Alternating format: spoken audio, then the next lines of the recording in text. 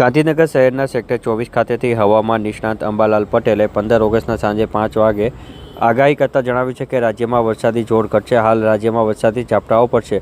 24 ઓગસ્ટથી રાજ્યમાં વરસાદની આગાહી છે. 24થી 28 ઓગસ્ટ દરમિયાન રાજ્યની અંદર વરસાદ રહેશે.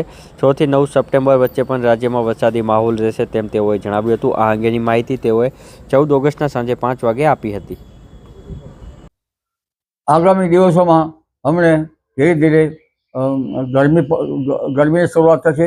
વરાપ રહેવાની શક્યતા છે, પરંતુ હમણાં તારીખ 14 આસપાસ હળવા વરસાદી ઝાપટા પડવાની શક્યતા રહેશે. ઉત્તર ગુજરાતના ભાગોમાં, મધ્ય ગુજરાતના ભાગોમાં અને દક્ષિણ ગુજરાતના ભાગોમાં પણ ક્યાંક હળવો વરસાદ, છાંટાછૂટી કે ઝાપટા પડવાની શક્યતા રહે. સૌરાષ્ટ્રના ભિન્ન ભિન્ન ભાગોમાં પણ વરસાદી છાંટા, વાદળવાયુ કે હળવા વરસાદ ઝાપટા પડવાની શક્યતા રહે. એટલે ધીરે ધીરે હવે વરાપ થવાની શક્યતા રહેશે.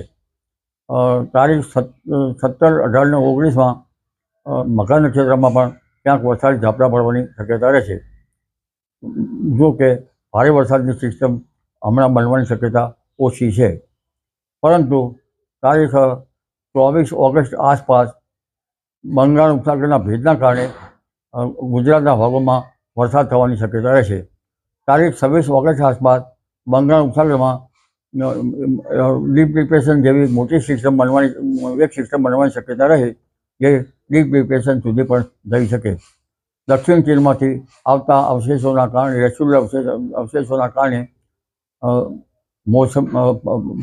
હવામાનના બંગાળ ઉપસાગર વધારે સક્રિય રહેવાની શક્યતા રહે અને બંગાળ ઉપસાગરના કારણે જ ગુજરાતના ભાગોમાં ઓગસ્ટ માસના અંતમાં કેટલાક ભાગમાં ભારે વરસાદી ઝાપટા પડવાની શક્યતા રહે. આ ઉપરાંત 31 ઓગસ્ટ આસપાસ પણ ગુજરાતના ભાગોમાં વરસાદી ઝાપટા પડવાની શક્યતા રહે. 31 ઓગસ્ટ આસપાસનું વરસાદી પાણી સારું ગણાતું નથી, એટલે ખેડૂત ભાઈઓએ વરાપ થયે કૃષિ કાર્યો કરવા સારા રહે. 7 થી 9 સપ્ટેમ્બરમાં પણ ગુજરાતના ભાગોમાં વરસાદ થવાની શક્યતા રહે. 12 સપ્ટેમ્બરથી ગુજરાતના ભાગમાં ભારે વરસાદ ઝાપટા પડવાની શક્યતા રહે. દેશના ભાગોમાં પણ ભારે વરસાદ ઝાપટા પડવાની શક્યતા રહે અને 13 સપ્ટેમ્બર આસપાસ ગરમી પડવાની શક્યતા રહે. 23મી સપ્ટેમ્બર આસપાસ ગરમી વધવાની શક્યતા રહે. 10 ઓક્ટોબર આસપાસ પણ ગરમી વધવાની શક્યતા રહે.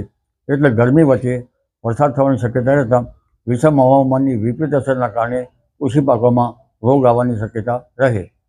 આ ઉપરાંત ગણેશ ચતુર્થીના દિવસોમાં પણ વરસાદ થવાની શક્યતા રહે અને અંબાજીના ડુંગરાળ ભાગમાં પણ વરસાદ થવાની શક્યતા રહે.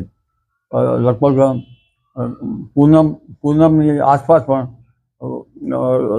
રાજ્યના ભાગોમાં વરસાદી ઝાપટા પડવાની શક્યતા રહે. 10મી ઓક્ટોબર આસપાસ પણ ક્યાંક ક્યાંક વરસાદી ઝાપટા પડવાની શક્યતા રહે. સ્વાતિ નક્ષત્રમાં દરિયામાં વરસાદી ઝાપટા પડવાની શક્યતા રહે. કહેવાય છે કે સ્વાતિ નક્ષત્રનું વરસાદનું ટીપું બૂંદ માછલી ઝીલી લે તો તેના પેટમાં મોતી બને છે. જી.